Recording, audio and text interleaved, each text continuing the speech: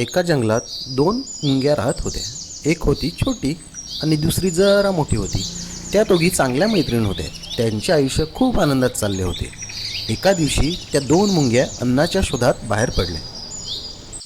चालता चालता त्यांना खूप साऱ्या फळांचा वास आला.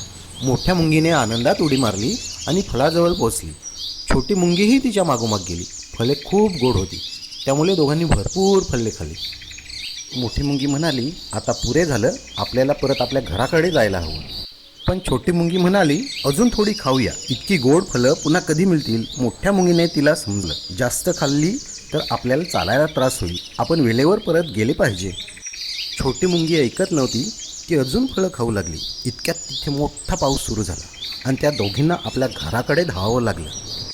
मोठी मुंगी आरामात पळत होती, पण छोटी मुंगी खूप जास्त फल्ले खाल्ल्यामुळे धावू शकत नव्हती. मोठी मुंगी तिच्या मदतीला आली आणि तिला उचलून घेऊन गेली. घरात पोचल्यावर मोठी मुंगी म्हणाली, जास्त खाल्लं तर त्रास होतो, त्यामुळे नेहमी संयमाने वागायला हवं.